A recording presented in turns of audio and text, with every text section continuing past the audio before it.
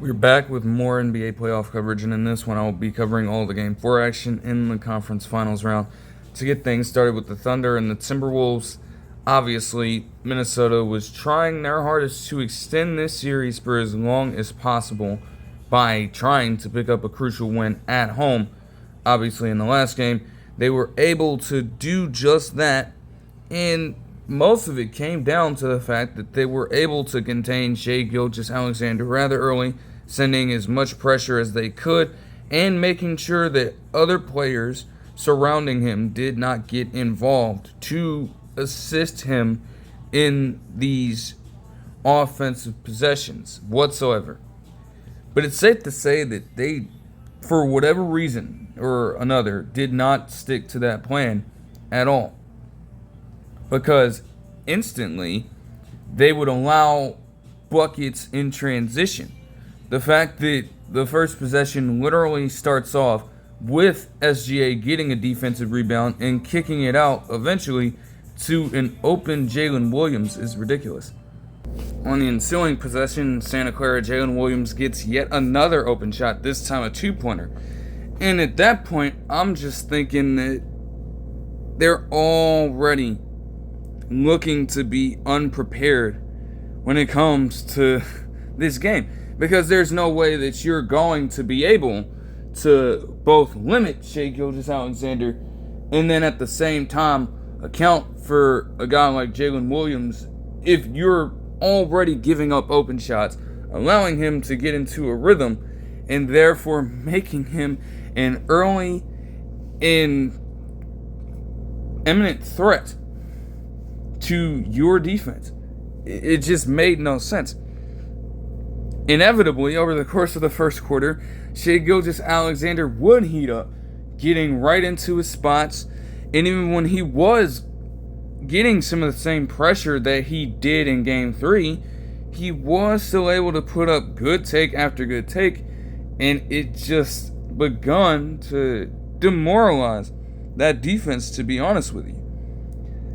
And quite literally, by the end of it, you would see both Jalen Williams and Shai Gilgeous-Alexander have 13 first quarter points in this one. Yet, even with all of that scoring done by those two, and with the Thunder also going on a 23-15 run at some point in this period, this was still a game that went back and forth, though not in the conventional sense, because of course the Timberwolves as well just continued to give the ball away as well. It hadn't gotten truly bad yet, but the thing is, when you have a game that is that close in terms of possessions, and you just continue to waste optimal ones on reckless and stupid turnovers, the accumulation of it all will come inevitably to bite you in the ass. Straight up. But again, the brunt of that would not necessarily take place just yet. There were more pressing things for the Timberwolves at this point. For starters, Anthony Edwards and Julius Randle were just completely out of it. I don't know what it was, per se. Obviously, they were sending similar pressure towards Anthony Edwards. But even then, he looked as though he was just scared to shoot anything. They did scare him off a few times, but in other cases, even with multiple bodies being there, it's more about just welcoming and embracing that kind of pressure, taking it on no matter what. And that is how Anthony Edwards is built. Even if he is a player who has been able to space the floor much better this season compared to seasons past, it is more natural for him to be a downhill scorer. And in a game like this, where you know the physicality is coming, you have to be able to utilize that. Obviously, he did have to pass out of certain situations, but this game and this potential comeback in this series was going to be placed mostly on his shoulders. He was going to have to carry the load here. rather than allow other teammates to creep in and try to help him out. He had to answer the call, and for a good portion of this game, he did not. Julius Randle is an entirely different story. He had a made shot earlier, but as you will see by the end of this game, he didn't do jack shit, to be completely honest with you. But yeah, the Timberwolves, they had responses optimally from other players. I mean, Nickeil Alexander-Walker got right into having a great game for his standards. Person who was usually inconsistent and has had multiple games in the playoffs with just single digits, already decided to match bits and pieces of that in just the first quarter alone. You also had Dante DiVincenzo and Jaden McDaniels hit multiple three-pointers just to keep them in it. But even with that being said, and even with them cutting the lead down closer and closer as the game went along, all you needed was some spark from those two, and they could not provide it whatsoever. Meanwhile, the Thunder were still just cruising on to a routine lead here. Wasn't necessarily anything crazy because, again, you would even have Terrence Shannon Jr. come off the bench and give you 7 second quarter points as he once again decided to nearly replicate what he did in Game 3 for them, providing an extra spark and an extra element of scoring for a team that honestly needed it at that point of time. Like, these bench players for the Timberwolves get the utmost credit for this game. But, of course, here come the turnovers. They're getting into a groove and they're making this a game, but they just have stupid shit going on. Like, now I guess the Thunder weren't necessarily devoid of that either. Like, this sequence encapsulates everything. As Gobert would get his pockets picked, of course he got his pockets picked, and Dortch would get it. Eventually then, on the same sequence, Kenrich Williams would get the ball and try to pass it back to, I think, Shai Gilgeous-Alexander, and Jaden McDaniels would easily steal it from him. So that was very unexplainable, and I mean, the Timberwolves scored on this possession with Jaden McDaniels getting a bucket, but then they decided to allow Shai Gilgeous-Alexander to close out the quarter. And he gets himself a routine foul drawn, while also then being able to just get one of the easiest three-pointers he'll ever get in his NBA career for some reason. Like, he's already starting off this game much hotter, and you're going to give him that shot. Even if he's not necessarily a person that spaces the floor a ton, he is a capable three-point shooter. And you're going to give him an open look? Like, okay. That certainly hurt them in the moment. And they would also just have more turnovers to follow down the stretch of the quarter. Like, this was an 8-point ball game. It's not necessarily like things were too bad. But, for instance, like, Julius Randle gets enough space to put in a layup, and you have Chet Holmgren being able to recover and take him out of the equation. Then they get the ball back, and Randle somehow, someway finds some reason to just lose the basketball in the moment as Jalen Williams gets it. Now, luckily for them, they didn't convert it and push it up to double digits. So as long as the Timberwolves were able to come out with a reasonable level of intensity in the second half, this outcome of the game could be changed. It was not out of the realm of possibility for them to win this. It was close. But as I stated, they needed Anthony Edwards and Julius Randle to step it up. I mean, for crying out loud, even Gobert, despite the turnovers and being out of position on multiple occasions too, because, there were some sequences where he just got completely picked on. Like, there's no reason that in the second quarter, Cason Wallace was able to give him the amount of physicality that he did in the paint on plays that were a little broken down.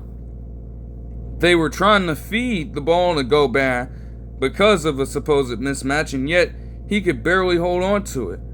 He couldn't even get shots up on Cason Wallace. despite the advantage in size. Like, how at that point can you say that you're a dominant force at your current stature when you can't even make that happen and help your team in that moment? Also, as we'd see later, again, the defense, man, it's so crazy with this, man. You really love to see it. But anyways, to get into the third quarter, you would have Alex Caruso kick things off with yet another open shot.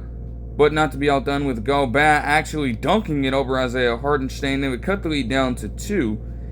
And it would grow a little bit as they would continue to allow Jalen Williams, for whatever reason, who was just scorching hot from this point on, get open looks from the three-point line. And they also continued to terrorize Rudy Gobert in the mid-range. That did not change at all. It's just embarrassing to see that happen. But despite the lack of offense from either Edwards or Randall at this point, you had the bench players continuing to keep them honest. I mean, even Naz Reid would come in and get himself some good looks and shots in. Anthony Edwards would close out the quarter at least, trying to get a few buckets in, and they needed more of that entering the fourth. But of course, Shai Gilgeous-Alexander would push the lead back up to 5 with a 2-pointer of his own, because this man was literally on pace to get right around 40 points. There were multiple runs. I mean, you would even have the Wolves go on an 11-4 run here for themselves. But just the little things continued to cost them the game, ultimately. I mean, I believe that this is... Hold on, let me make sure. Yeah, I believe this is in the fourth quarter. You have, at some point of time, yeah, literally, you mean to tell me that Kenrich Williams can miss a jumper, and then Jalen Williams can not only get an athletic-ass rebound, but then turn right around and hit a reverse layup? How the fuck does that happen? When Gobert, well, Gobert wasn't even on the court at this time. But you have multiple bodies in the paint, and yet somehow, some way, that happens? Like, where is the effort at, truly, in that moment? And then you have Chet Holmgren making his mark. Now, granted, he had a good game overall, but the numbers on the box score don't even necessarily do it justice. I mean, he would get a 3 here, and then his overall shot making and defense would be crucial down the stretch of this ball game, because DiVincenzo and Alexander Walker literally would not let them die. I mean, at a point, you had Alexander Walker and Shai Gilgeous-Alexander go toe-to-toe on the court, just back and forth buckets on each other, just responding to one another with timely shots and just tough ass layups repeatedly. I mean, obviously, they're cousins, and it's literally going to be in their DNA, but those guys were truly trying to put the game on ice here, with Alexander Walker at least trying to give the Wolves enough life to get back into it. DiVincenzo would even get the lead back down to 3 on a 3-pointer in clutch time, as that was getting underway. And they would force the Thunder into making a few mistakes as well, as Alex Caruso would be granted or given an offensive foul on Nickeil Alexander-Walker. Still, Anthony Edwards, when you have to hit that shot, that crucial shot, he takes a 3-pointer and misses it, and then that turns into just successive scoring opportunities for the Thunder.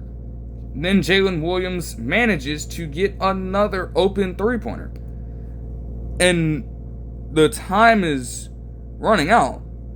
At some point of time, you would think that they would at least begin to give Jalen Williams a little more attention, even if you want to sell all out for Shai Gilgeous-Alexander. Like, yes, he's dominating the game, but Jalen Williams is also giving you great production right now. You're just going to continue to allow him to bury you. I don't understand. So it was literally just a 3-point battle at this point because, honestly, both teams were getting spaced out. The Timberwolves, though, couldn't necessarily afford that. I mean, obviously, when you look back at how they were in the regular season, they were the much stronger team when it came to efficiency and volume from the three-point line. You have a Thunder team who this season managed to struggle from that range, at least keeping pace with you in this one and still maintaining a small lead. It's just not a recipe for success if you were Minnesota in this game. But this was not without a lack of effort at all. I mean, you would have Nickeil Alexander-Walker eventually get the game back down to 4 with around 1 minute and 38 seconds left to go. But this sequence right here was very, very crucial, as you would have Shai Gilgeous-Alexander get in isolation on Jaden McDaniels with a double team incoming. They forced him into a spot where he kind of lost control of the dribble and then slipped down to the ground. He was still on his pivot foot, and he had the possession of the ball. But as he continued to stumble around, he gets fully on the ground and has no choice but to get the ball out of his hands as the shot clock winds down. You find that he would get it out to an open Jalen Williams. And when that happens on a play that is broken down like that, you could usually expect the worst, but at the same time, Jalen Williams continued to deliver throughout the entire game. And somehow, someway, he's kept his composure and made the shot. Obviously, it wasn't necessarily a dagger, but it was very key for what the Thunder were trying to do in this one. And at that point, the Wolves really couldn't do anything about that. I mean, how do you truly account for that happening? You can't really do much about it. What you can do much about, though, is being able to, again, get up shots much quicker. Because Jaden McDaniels did have multiple chances on this possession to get in a shot way earlier than he chose to. Instead, Chet Holmgren baits him into playing this prolonged game with him, and he blocked the hell out of him, preventing them from making this a single possession ball game, and at least giving the Thunder another opportunity to close. That wouldn't necessarily happen, as Jaden McDaniels would actually redeem himself, getting a steal and kicking it out to Anthony Edwards eventually for a very open jump shot, which did not go in, but he relocated over to the corner and got the 3-point shot in to bring the game back down to 2. From this point on, both teams really just played the foul game. You had Shai Gilgeous-Alexander get a couple in, of course. Then you would have Rudy Gobert just struggle to get a putback layup in. He would eventually get it. It was back to a 2-point ball game. Shai Gilgeous-Alexander would get fouled again and then miss the first free throw. Now the Timberwolves had a decision to make. Do you miss the second free throw intentionally, or do you try to just make both and continue to play the foul game? Very conflicting situation here. Naz Reid would get the first one in and then get the second one in before having them foul SGA again. He would make his couple, and then Anthony Edwards would get fouled again with around 3 seconds left. Now at this point, you had no choice. You had to try and go for an intentional miss. Otherwise, the game was just going to be over from there. So Anthony Edwards would hit the first one and then miss the second one.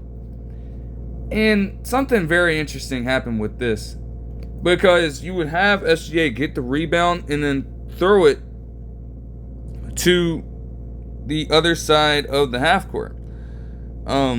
Yet they ruled it out of bounds on the Thunder.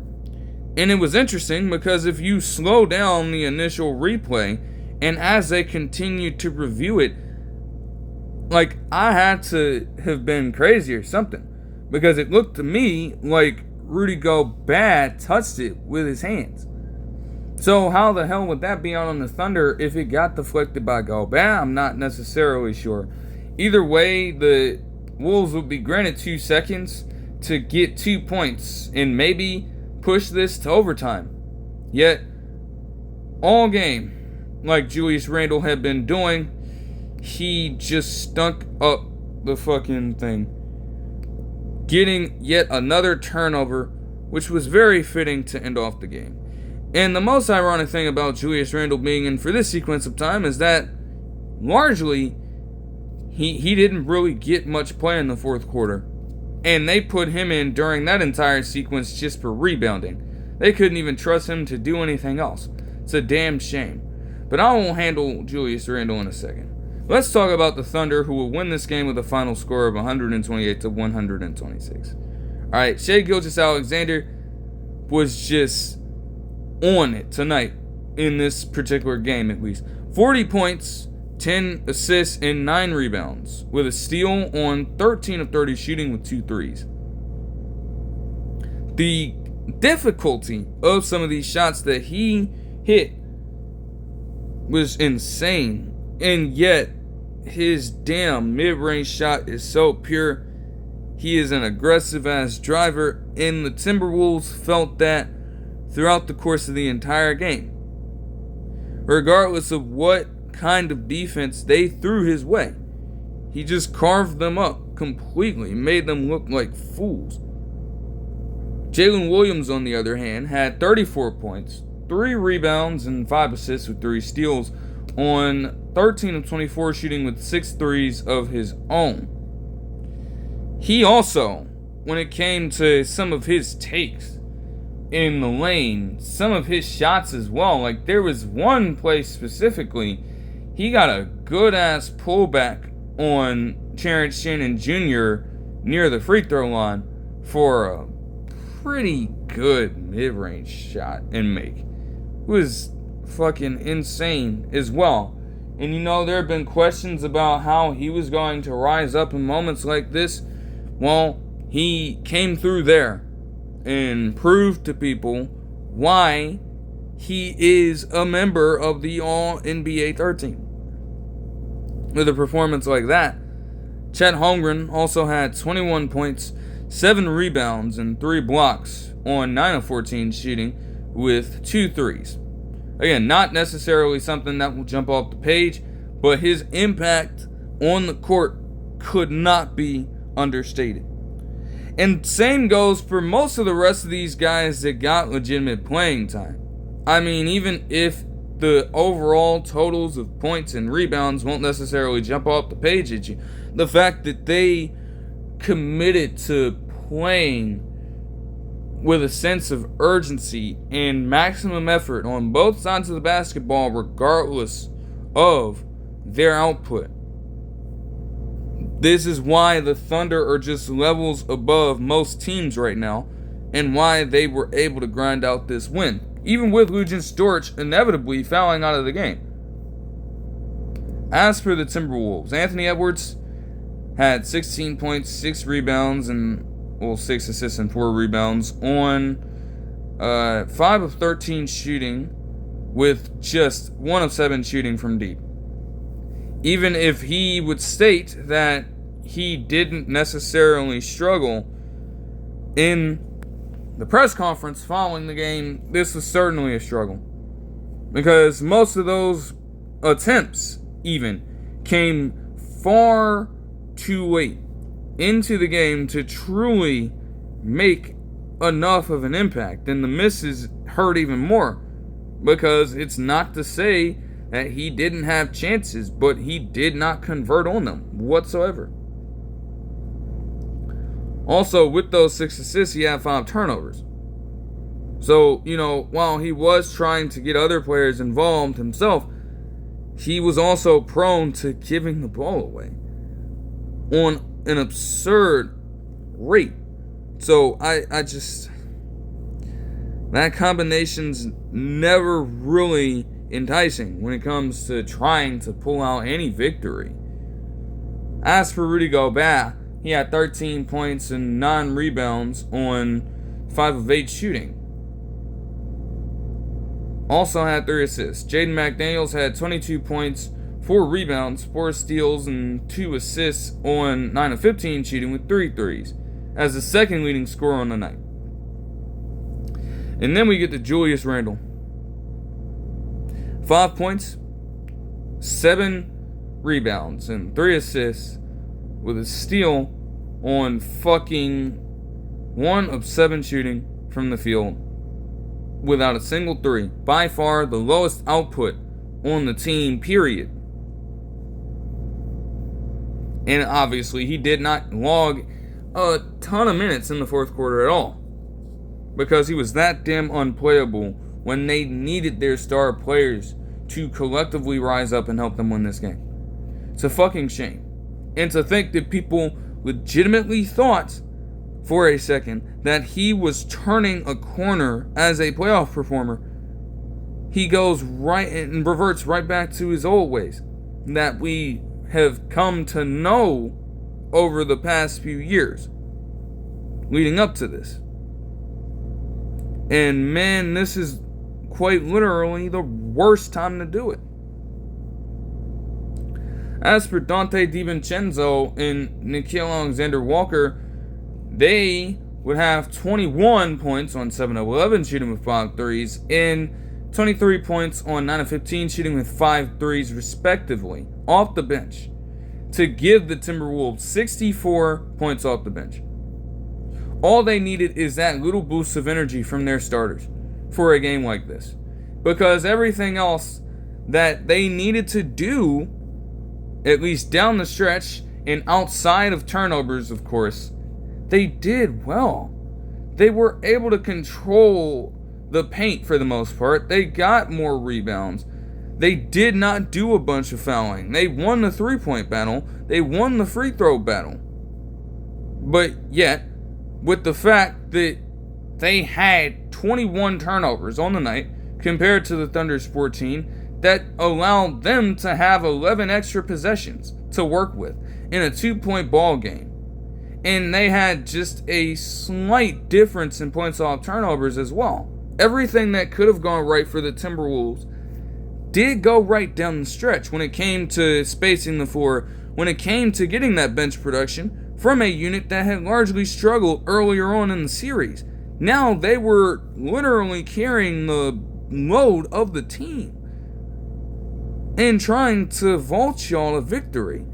And still, because the starters ended up playing so terrible over the course of the game in totality, they were not even able to surmount that and make the most out of a great game by all those guys. And that's not something that you can necessarily bank on all the time. So, when it comes to this next game for the Timberwolves, boy, oh boy. Because this was your chance. Would have been ideal to pick up those wins at home. And maybe, if you were to get things out that far, you could at least try and do as best as you could in a potential Game 5 to then get back for a potential Game 6 and maybe even things up. So much could have happened for them if they would have just tightened up in those moments. But they did not. At least their 2 co-stars here. And that was the difference.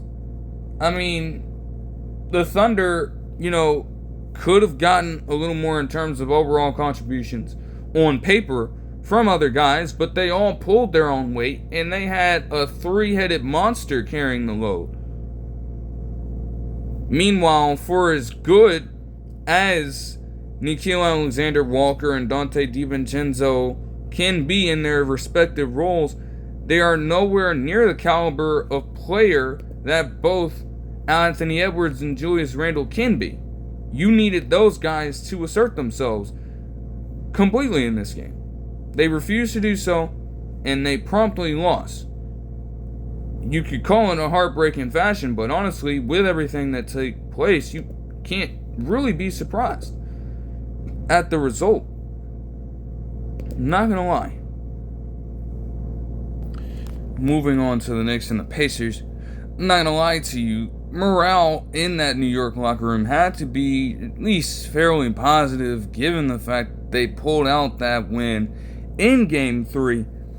But again, they were going to have to keep the intensity up in Game 4, and they were going to have to make sure that very early on they kept playing their brand of basketball at their distinct pace. Very early on, it didn't seem like they understood the assignment. And it very much felt with their play on the court as though they didn't want to win the game. Because the Pacers just had nothing but response after response for every single bucket almost the Knicks had. Then, not to mention, we're already giving up early shots in just the first few moments of the game. Like, how is it that Aaron Nesmith still finds himself in Game 5 getting open looks from 3? Even if he wasn't necessarily making them all, the fact that you saw this man in Game 1 pull off one of the most historic performances from deep in NBA history to single-handedly damn near take you down in Game 1. You'd think from that point on, you're going to stick to him all the time. You're not even going to give him an ounce of fucking room to shoot. Even though, again, he made this one here. And he would get multiple in the first quarter. Then not to mention, too, we have Tyrese Haliburton getting out in transition after one of his many rebounds that he would accrue throughout the course of this game. And he finds himself getting the most open look from 3 imaginable. And he made them pay for it early. They call it a timeout right after. That is why, as well, with some of these shots, you had Mitchell Robinson getting out there and contesting it. And it's like, you don't want that. It's not going to be effective all the time when they are dead focused on making it. Because he is literally slow-footed. He's not going to be able to get back in position in time to truly make an impact on the perimeter, even if he has improved from out there. It does not matter at that point. And Tyrese Haliburton was just literally killing the game. Not only was he doing all of that scoring, especially from deep, because they continued to just give him these looks, but he was also continuing to facilitate well, and he even got physical on the boards as well, which is not something that you typically see from him. But let's just say by the end of this quarter, the Pacers would set their franchise record for points in a first quarter with 43 in the playoffs. And they would also have Tyrese Haliburton get out here and have him a little Jokic quarter already in just the first 11 minutes of the game before getting subbed out at the very end. He had 15 points, 4 rebounds, and 6 assists. Crazy numbers in just the first few minutes of the game. So he earned himself an ample amount of time to just rest on the bench and take it easy. Meanwhile, the Knicks, with Jalen Brunson also having 13 points in the first quarter of his own, weren't necessarily lying down and taking it on offense. They had no other choice, after all, but to keep that flurry of responses going, even if they weren't always efficient. And that is the fundamental issue with how they were approaching this game. You know, yes, you have a guy in Jalen Brunson that can fill it up on the stat sheet himself. But the fact that you were literally having to claw back into this game after giving up 43 points in just the first quarter alone says a lot about where you currently stand at this point. This is still Indiana's pace and style of basketball you're dealing with. You haven't even gotten an element of your own game incorporated in there. You're spending your entire time trying to account for all of this with them having the full-on advantage here. And that was just going to be to your detriment. Karl-Anthony Towns as well in this first quarter would not even necessarily get a bunch of playing time because he had no other choice but to sit down early after picking up 2 early fouls. They showed a graphic stating that he had the most playoff fouls in this particular postseason.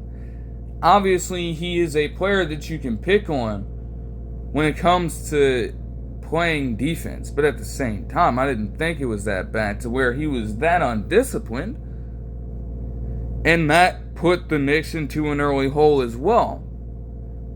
But, the Knicks still had 35 points of their own. It's not like the Pacers were totally stopping them from doing what they wanted to do, outside of just getting those ideal ones at the right times. Also, again, just transition opportunities as well. Multiple rebounds and turnovers from the Knicks just give up easy possessions to the Pacers, which you also can't allow. But it's safe to say that even without Jalen Brunson for a little bit, you would have Karl-Anthony Towns come back in and he would start heating up a little bit. OG Anunoby would also hit a few crucial shots down the stretch, and eventually over the course of what would be a 9-2 run after a Pacers 12-5 run that saw Benedict Mathurin come off the bench and just go ballistic, the Knicks would actually tie up the ball game with that OG Anunoby shot, which would end up being a 2-pointer. Simple, easy.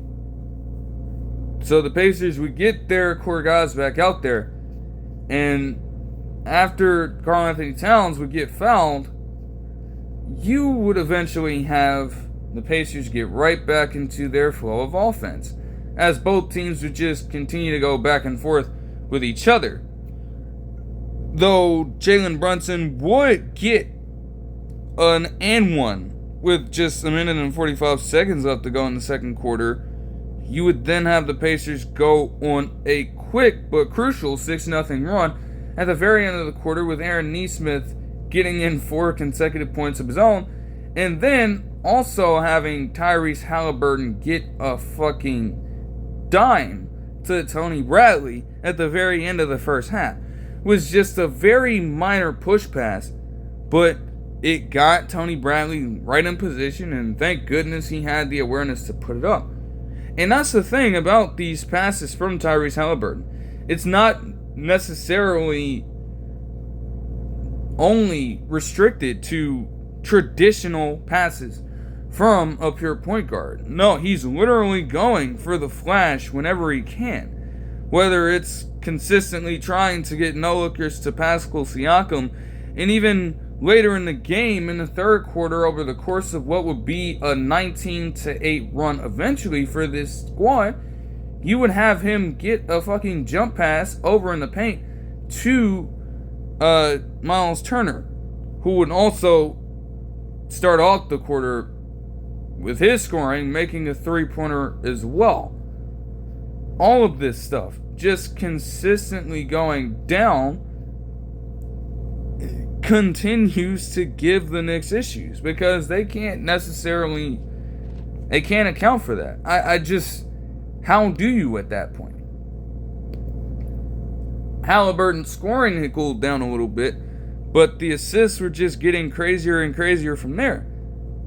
And you're trying your absolute best to get him off the ball, but he's just consistently moving around and consistently getting good penetration on potential drives, whether it be a combination of screens or just being able to speed right past people and make the right decisions at the right time as well, which is just something that you cannot truly teach.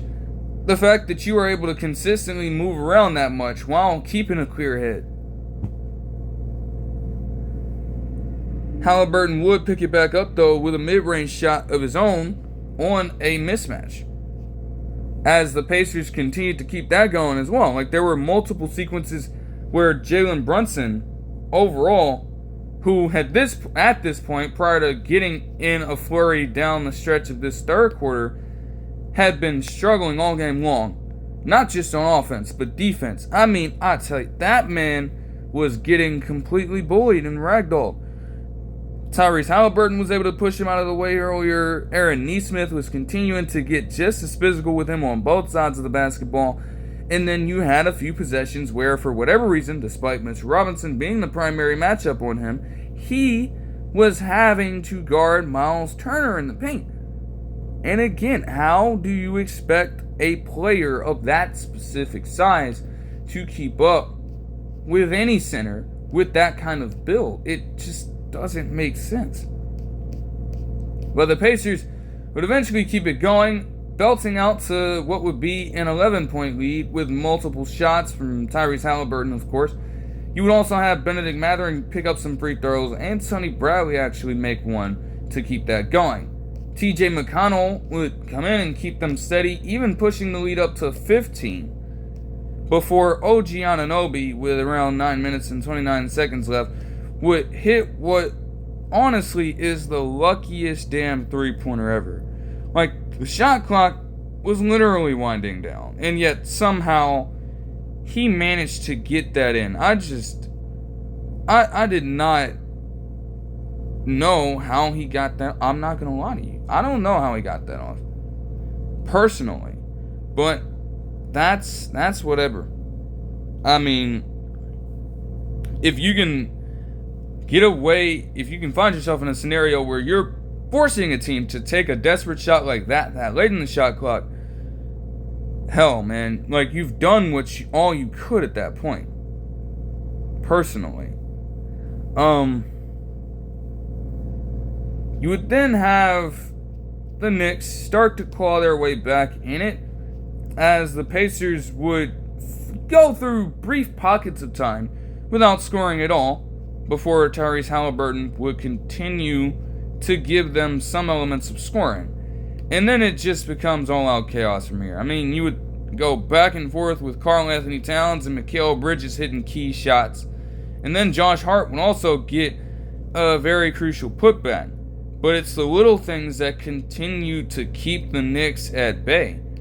Like, for example, the fact that they would inevitably get a sequence where Josh Hart had a very open opportunity to get a layup in, yet for whatever reason, he waits for so damn long to get a shot up and just gets fouled. Or you would have him also get in foul trouble and then foul out of the ball game inevitably, with Pascal Siakam getting a couple of free throws himself down the stretch of this game. Because while Josh Hart was playing the four at this time, you know, Pascal Siakam has a little bit of a shot advantage over him. There's no way you can truly expect him to hang in there all the time. Like, is there no way you could have found a different matchup at all if you were Tom Thibodeau? To have to put him through that, and this man was coming off the bench having to face that, it just did not really help the cause.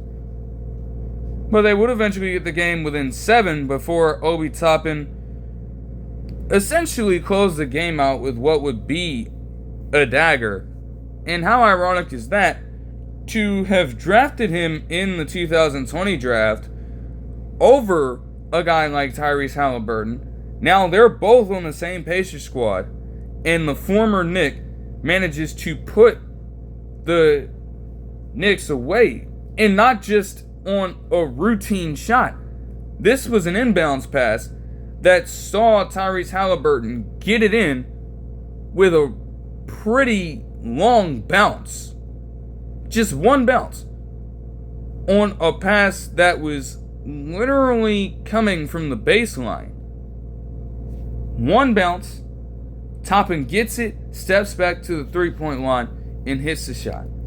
Just fucking insane.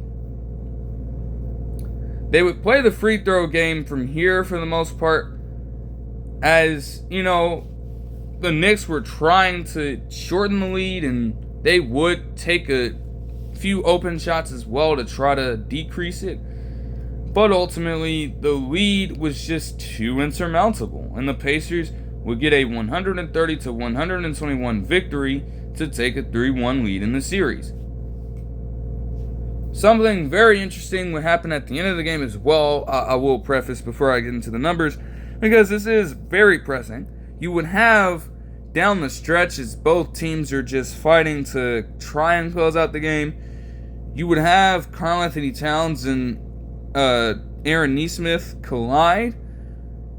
Their kneecaps hit each other, and Karl-Anthony Towns especially felt the brunt of it. At least for Aaron Nesmith, he got right back up somehow, but Karl-Anthony Towns was just in pain the whole time.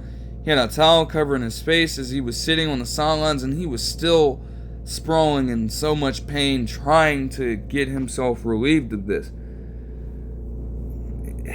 Seems to me as though this could bear a major significance for tonight's game, because as they noted on the ticker, they would rule him to be questionable with a knee contusion.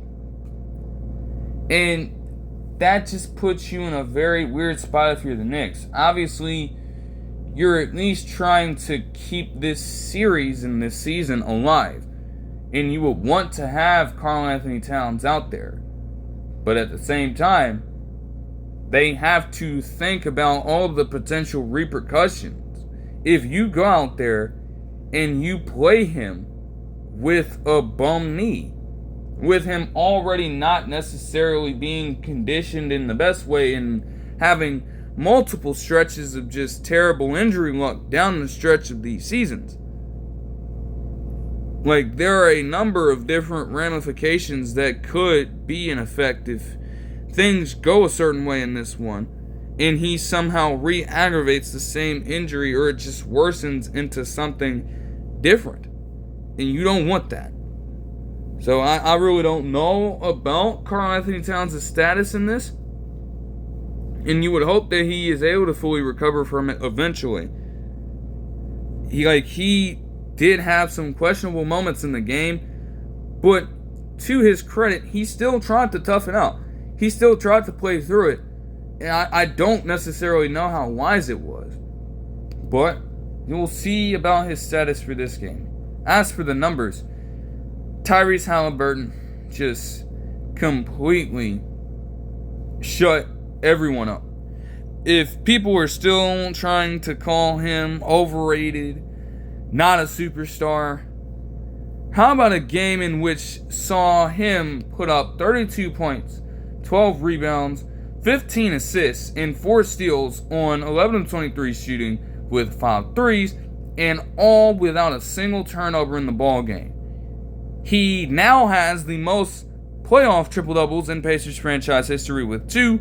He became the third with 30 points, 10 rebounds, and 15 assists in a playoff game in NBA history, alongside Oscar Robertson, who did it twice, and Nikola Jokic, who has done it one time before.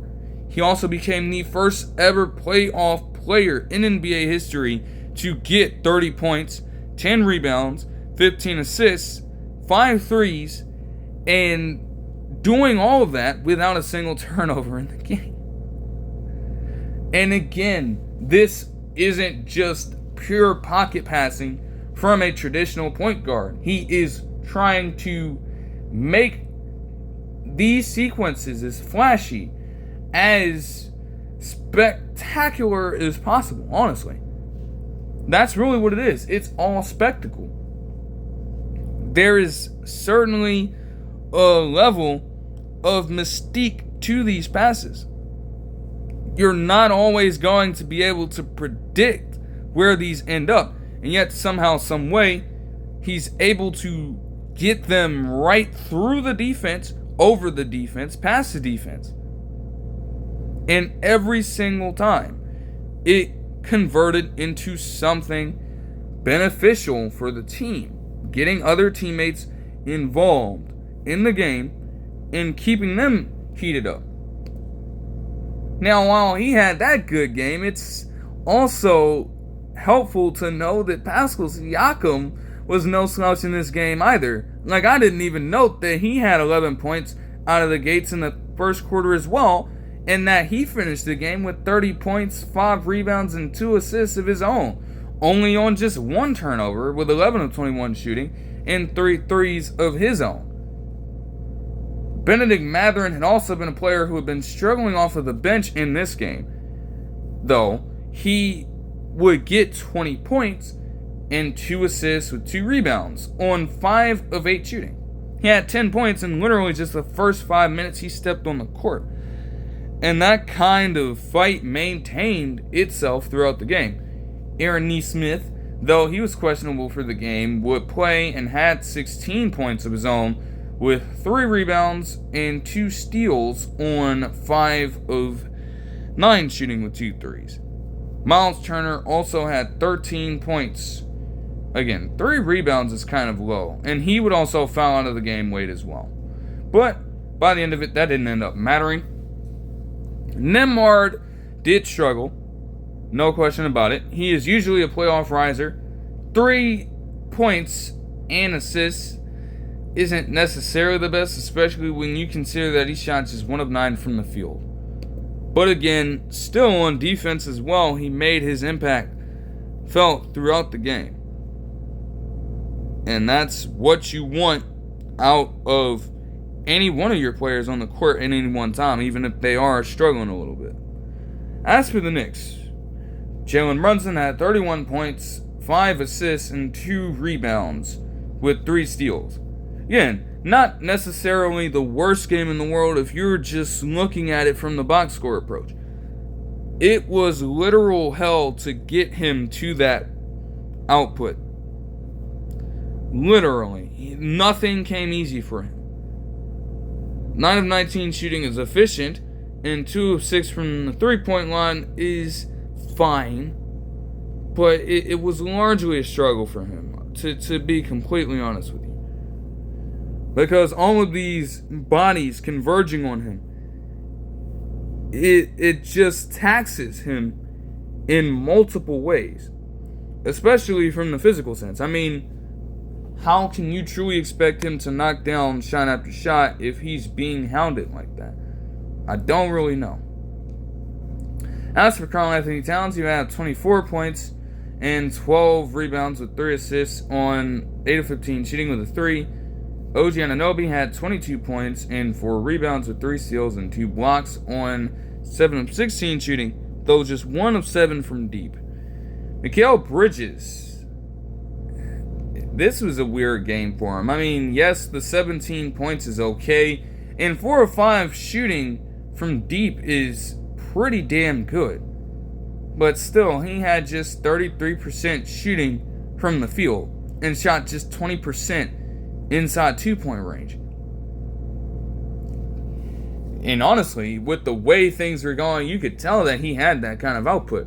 Because how are you that proficient from deep, but then some of the most efficient shots for any basketball player out there, he's literally just short-arming.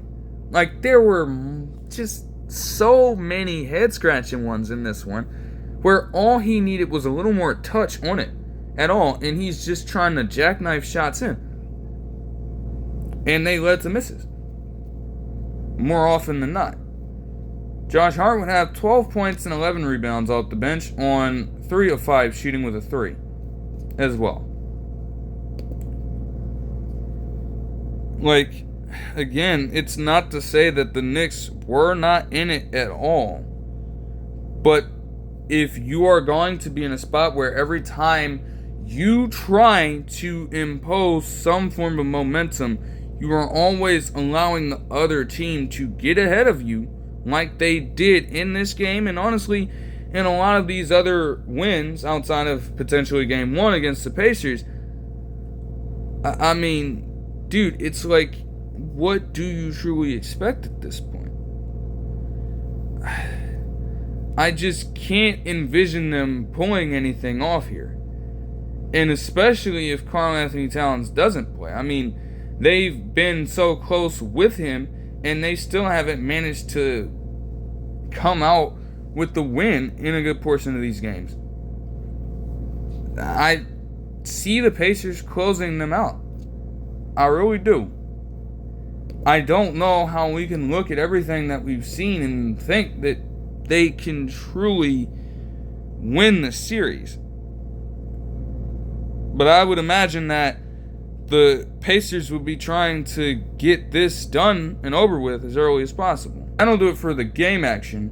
As far as some other developments go, though, it will be detailed that Russell Westbrook is set to undergo right hand surgery in the offseason. Maybe that could explain some of the decline that he faced in terms of efficiency from the field down the stretch of the season. And if there is something there, you would hope that he is able to get it done effectively. But as for Russell Westbrook overall, I don't know. Like, would the Nuggets truly be willing to retain him? I don't think that he is a player that they are truly that worried about. Maybe they want to run it back with him and give him another chance. But he's got to know that he would still be in the bench role. That'll do it for this one. I hope you guys enjoyed the video, and I'll see you guys in the next one. Peace.